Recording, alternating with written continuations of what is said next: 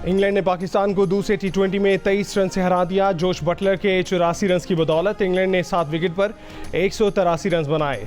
शाहीन, नतीन, इमाद और हारिस रऊफ ने 2-2 विकेटें हासिल की। पाकिस्तानी टीम 160 रन बनाकर आउट हो गई। फ़खर जमान 45 रन बनाकर नुमाया रहे। पाकिस्तान की 6 बैटर्स डबल फिगर्स में दाखिल ना हो सके। शादाब ने बॉलिंग में 55 रन दिए और सिर्फ 3 रन बनाकर आउट हुए। साइम अयूब फिर नाकाम, सिर्फ 2 रन बना सके। मोहम्मद रिजवान पहले ही ओवर में 0 पर पवेलियन पहुंचे। रेस टू प्ले ने 3, मोइन अली और जोफ्रा आर्चर ने 2-2 विकेटें हासिल की। इंग्लैंड ने 4 मैचों की सीरीज में 1-0 की बढ़तरी हासिल कर ली।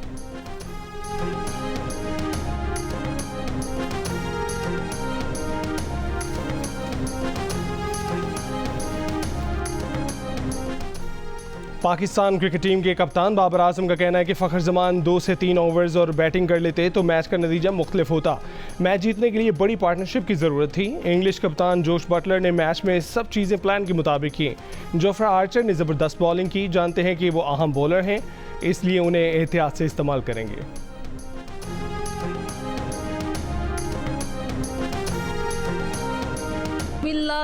पाकिस्तान टीम उन्होंने जैसे भी खेला हमारे लिए खेला। It was very disappointing because हमने बहुत जल्दी विकेट्स लूज कर लिए at the beginning, but they tried their best. जो ओपनिंग पेयर है वो हमारे सही नहीं खेले। साइम अयूब जो है बिल्कुल परफॉर्म नहीं कर रहे। मुझे एक्सपेक्ट था कि पाकिस्तान नहीं जीतेगा क्योंकि टीम में जो कुछ फ्लॉज हैं जो इनको करेक्ट करने चाहिए। I'm very sad that Pakistan lost.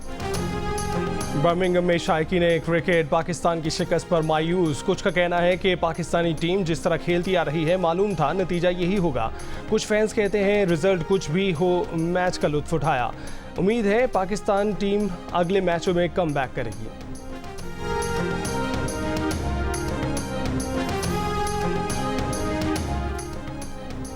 के इलेक्ट्रिक ने 9 अरब 20 करोड़ रुपए के बिलों की अदायगी के लिए सेक्रेटरी खजाना, सेक्रेटरी तवानाई सिंध और मेयर कराची मुर्जा वहाब को खत लिख दिया। लिखा कि हुकूमत सिंध और वाटर बोर्ड ने जनवरी 2024 से बिल नहीं भरे। Karachi water and sewerage board को बिजली के बिलों की मद में 5 अरब रुपए की अदायगी करनी है। बिलों की अदायगी ना होने से के इलेक्ट्रिक को माली बहरान का सामना है। माली बहरान के बायस नेटवर्क की मुरम्मत में मुश्किलात का सामना है। फौरी अदायगी ना होने पर शदीद गर्मी में के इलेक्ट्रिक का नेटवर्क बैठ सकता है। इससे पहले सिंध के वजीर सईद गनी ने शदीद गर्मी में लोड शेडिंग करने पर के इलेक्ट्रिक को तनकीद का निशाना बनाया था। उन्होंने कहा था कि बिजली का इशू उनके कंट्रोल से बाहर है। के इलेक्ट्रिक की पॉलिसियाँ समझ से बाहर हैं। बिजली चोरी की सज़ा वो क्यों भुगतें जो बिजली का बिल देते हैं।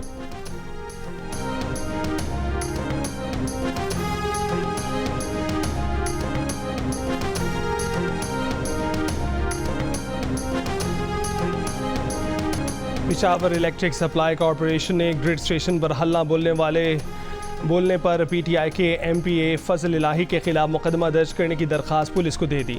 कहा कि फजल इलाही चमकना सब डिवीजन में 500 अफराद के साथ ज़बरदस्ती ग्रिड स्टेशन में घुसे और 6 फीडर्स की बिजली ज़बरदस्ती बहाल कर दी। वाक़यात के मुताबिक फजल इलाही ने इस मौके पर धमकी भी दी कि अगर अब उनकी बिजली बंद की गई तो वो सबकी बिजली बंद कर देंगे। हर फीडर पर जाकर बिजली बहाल कराएंगे। पैसकों के मुताबिक बहाल कराए गए फीडर्स पर बिजली चोरी और वाजबात की अदम अदायगी के बायस 80% से ज़ायद लॉसेस हैं। से कोई दुआ सलाम हुई है सर? हाँ जी बिल्कुल हुई है, 2 बार हुई है जी। तो कोई इसमें बात नहीं हुई है सर?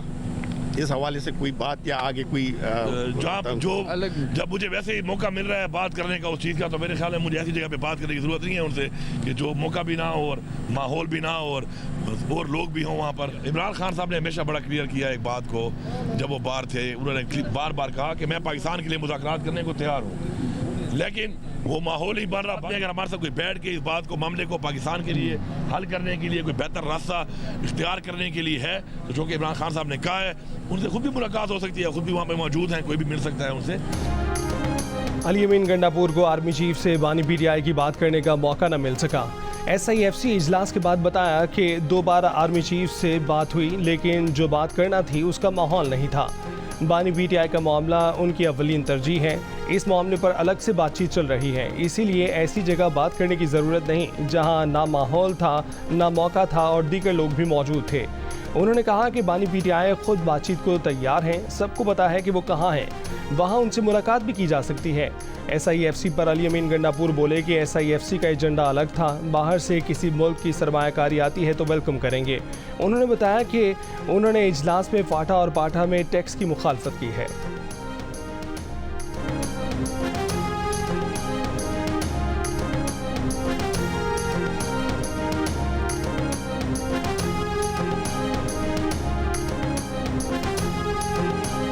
महाजराई के खात्मे और अदलिया से मुतल्लिक अमूर के हल के लिए मुज़ाकरा शुरू हो गए। रहनुमा नून लीग राना सनाउल्लाह का इंकिशाफ। जियो न्यूज़ के प्रोग्राम नया पाकिस्तान में बात करते हुए उन्होंने कहा कि वज़ीर आज़म और पूरी पार्टी लीडरशिप को अदलिया से मुतल्लिक मामलात पर तशवीश है।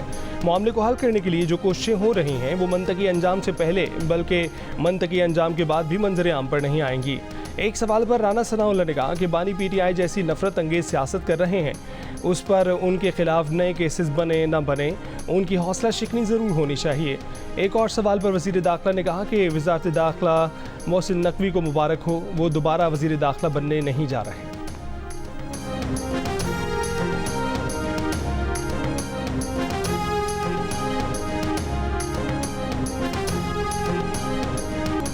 मुत्तहिदा अरब अमारात और सऊदी अरब की पाकिस्तान में सरमायाकारी SIFC के जरिए होगी। अरब अमारात ने $10 अरब सरमायाकारी का ऐलान कर दिया। सऊदी वली अहद सरमायाकारी के लिए मुकम्मल तैयार हैं, अब तैयारी हमारी तरफ से होनी है। वज़ीर आज़म शहबाज शरीफ का SIFC इजलास में खिताब। कहा कि SIFC सिर्फ फ़ौजी अफसरान पर मुश्तमिल नहीं है, इसमें वज़रा और वज़ीर आज़म भी शामिल हैं। कौंसिल ने बलूचिस्तान हुकूमत को एतमाद में लेकर रेकॉर्डिंग का मंसूबा यकीनी बनाया है। कौंसिल की कामयाबी ने नाकदीन के मुंह बंद कर दिए हैं। वो साथ देने पर खैबर पख्तूनख्वा समेत तमाम सूबाई क़यादत के मशकूर हैं। पाकिस्तान को मुकम्मल बदलना चाहते हैं। FBR की डिजिटलाइजेशन के लिए गैर मुल्की फ़र्म की खिदमात हासिल कर ली हैं। SIFC एलामी के मुताबिक इजलास में army chief general Syed Asim Munir ने मुआशी खुशहाली के लिए हुकूमती इक़दामात में ताउन की यकीन दहानी कराई। इजलास में वज़ीर आज़म और आर्मी चीफ के अलावा 4 सूबाई वज़राए आला, मुतल्लिका वज़रा और हुक्काम भी शरीक हुए।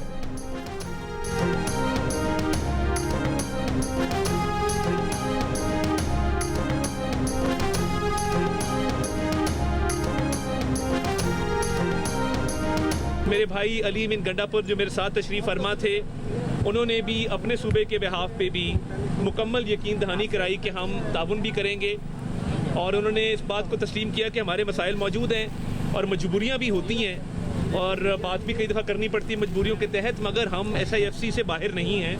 हम SIFC पर एतमाद का इजहार करते हैं, SIFC को मानते हैं। मेरे भाई अली अमीन गंडापुर ने विफाक को मुकम्मल ताउन की यकीन दहानी कराई। हम 6 घंटे साथ बैठे। अली अमीन गंडापुर से बहुत खुशगवार माहौल में गपशप हुई। विफाकी वज़ीर इत्तलात अता तारड़ की सहाफ़ियों से गुफ्तगू। कहा कि अली अमीन गंडापुर ने SIFC की अहमियत को माना। कहा कि वो SIFC से बाहर नहीं। आज के इजलास से पैगाम गया कि विफाक और इकाइयों में इत्तेहाद है, वो एक साथ हैं।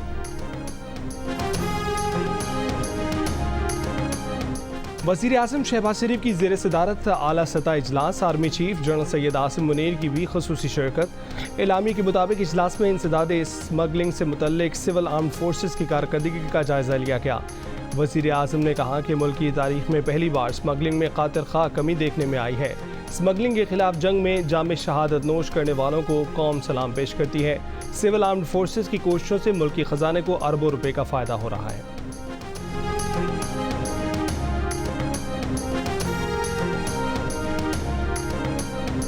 कोटअद्दू में ट्रक और वैन में तसादुम, 11 अफराद जाँ भाग। रेस्क्यू हुकाम का कहना है कि वाक़ई में 10 अफराद जख्मी हुए।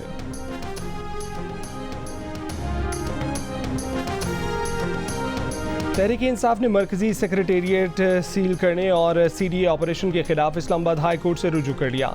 सेक्रेटेरिएट डी सील करने की दरख्वास्त दायर कर दी। CDA का मरकजी सेक्रेटेरिएट सील करने का हुक्मनामा कालअदम करार देने की इस्तदा कर दी। CDA ने 2 रोज़ पहले गैर कानूनी तामीरात करार देकर PTI सेक्रेटेरिएट का एक हिस्सा गिरा दिया था। CDA और पुलिस एहलकारों को धमकी देने के केस में PTI के आमिर मुगल की जमानत मंजूर हो गई।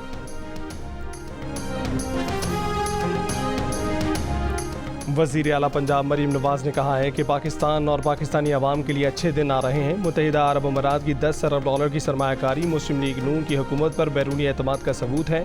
फ़ॉरेन डायरेक्ट इन्वेस्टमेंट के लिए शहबाज शरीफ हुकूमत की काविशें काबिल तहसीन हैं। मुस्बत मुआशी इशारे पाकिस्तान के लिए बेहतर मुस्तकबिल की नवीद हैं। महंगाई में कमी आएगी और पाकिस्तानी करेंसी मुस्तहकम होगी। मुस्लिम लीग नून की मरकज़ी काउंसिल का इजलास 28 मई को कायद नून लीग नवाज शरीफ की सदारत में होगा। इजलास में पार्टी सदर का इंतखाब अमल में लाया जाएगा। मीरपुर माथेलो में हमले में जाँ भाग सहाफ़ी नसरुल्लाह गडानी के कत्ल का मुकदमा अब तक दर्ज न हो सका।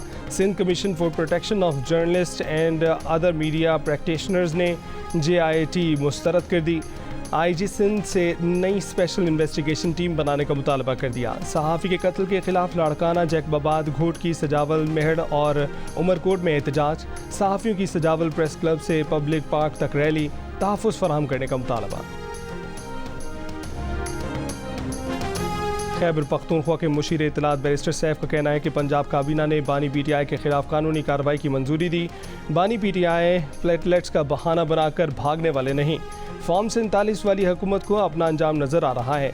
वज़ीर इत्तलात पंजाब अज़मा बुखारी ने बैरिस्टर सैफ के बयान पर रद्दअमल में कहा कि बानी PTI और उनके कारिंदे इश्तियाल फैला रहे हैं। बानी PTI को मिलने वाली सहूलतों पर दीगर कैदियों के एतराज़ात आ रहे हैं। नवाज शरीफ को अडयाला और कोट लखपत जेल में हफ्ते में एक दिन मुलाकात की इजाज़त थी।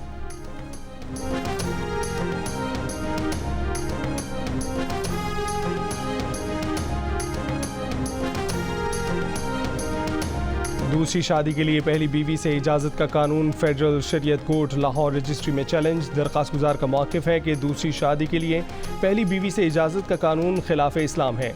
आइन के मुताबिक कोई कानून इस्लामी असूलों के खिलाफ नहीं बन सकता। अदालत पहली बीवी से इजाज़त के कानून को कालअदम करार दे। दरख्वास्त में वज़ारत कानून, इस्लामी नज़रियाती कौंसिल और दीगर को फरीक बनाया गया है। मईशत संभालने का आखिरी मौका। पाकिस्तान में टैक्स का निजाम नाइंसाफी पर मबनी है। क्या कहते हैं टैक्स माहिरीन और मुख्तलिफ मुआशी सेक्टर से ताल्लुक रखने वाली अहम शख्सियात। इतवार से पहर 3 बजे से सिर्फ जियो न्यूज़ पर। देखिए रियल स्टेट, ज़राअत और रिटेल सेक्टर्स के नुमाइंदों को बड़ी मुआशी माहिरीन के साथ टैक्स के मौजू पर पाकिस्तान की सबसे अहम ग्रेट डिबेट में आज दोपहर 3 बजे से सिर्फ जियो न्यूज़ पर।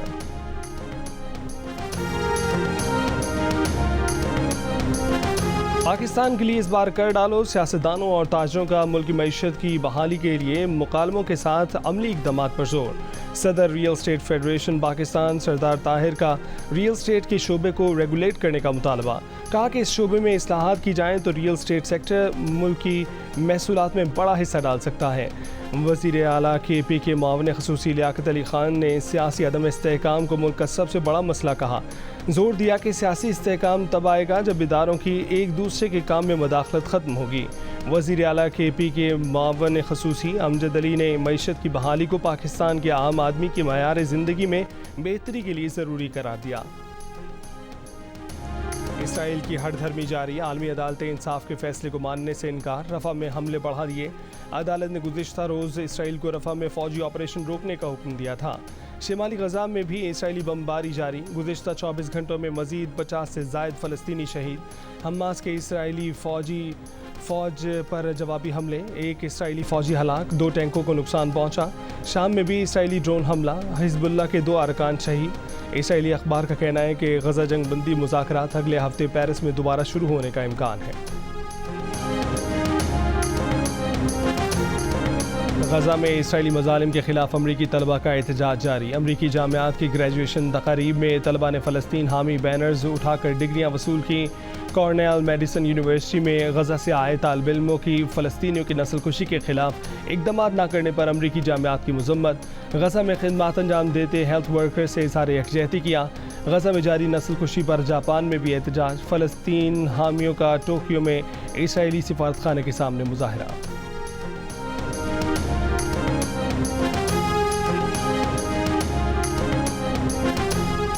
कराची के इलाके क्लिफ्टन में सी ब्रीज पार्क में ख़वातीन की तंजीम औरत मार्च के ज़ेर इंतज़ाम। गजा में इसराइली मजालिम के खिलाफ मुजाहरा, तलबा की भी बड़ी तादाद में शिरकत। गजा में इसराइली मजालिम रोकने का मुतालबा, फ़लस्तीन मार्च के लिए बोर्ड बेसन से माइकोलाची जाने वाली सड़क बंद, मुतबादिल रूट पर ट्रैफिक रवा रहा। भारत में लोकसभा इंतखाबात का छठा मरहला, दारुल हुकूमत नई दिल्ली और 6 रियासतों में 58 नशिस्तों के लिए वोट डाले गए। कांग्रेस रहनुमा सोनिया गांधी और राहुल गांधी ने दिल्ली में वोट डाला। मकबूजा कश्मीर में भारतीय पुलिस और पीपल्स डेमोक्रेटिक पार्टी के कारकुनों में तसादुम, पुलिस का मुजाहिरीन पर लाठीचार्ज, मुतादिद मुजाहिरीन जख्मी। कुल जमाती हुर्रियत कॉन्फ्रेंस का कहना है कि मोदी हुकूमत अपने फौजी कब्जे और गैर कानूनी इकदाम के जवाब के लिए इंतखाबात का ड्रामा रचा रही है।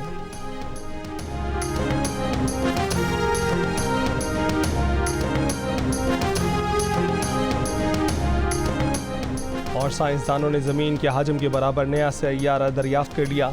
नए सैयारे ग्लीस 12b पर इंसानी ज़िंदगियों के लिए मवाफिक दर्जा हरारत पाया गया। साइंसदानों का कहना है कि सैयारे की सतह का दर्जा हरारत 42 डिग्री है, लेकिन सैयारे के माहौल के बारे में कहना अभी कबल अज़ वक्त है। बचपन में भी आप शरारती आदमी थे, स्कूल से 3-4 बार निकाले भी गए। क्या वजूहात रही कि आपको उन्होंने बर्दाश्त नहीं? यार बच्चों के सामने तो ऐसी बात नहीं ना। क्या वजह रही कि उन्होंने बर्दाश्त बचपन में मैं बहुत शरारती था। मुझे कभी कभी लगता है ये पानी वाला शापर मैंने ईजाद किया है। मैं अक्सर ना जी अपनी छत पे खड़ा होकर ना जी दोपहर को जो लोग गुजरते थे ना जी, वो पानी वाला शापर मैं लेके ही ना तो 1-2 छतें फलांग के किसी और की छत पे जाके, ताकि इल्जाम वहां लगे। हाँ जी, हाँ जी, वाह वाह वाह। तो इल्जाम उन पे आता, वो झगड़ा होता, वो दरवाजा खटखटाते, उनके बच्चों को चपेड़े पड़ रही होती और मैं खड़ा रहता। वाह। बचपन में मैं 9 मई वाला हिसाब आपको पहले ही पता था।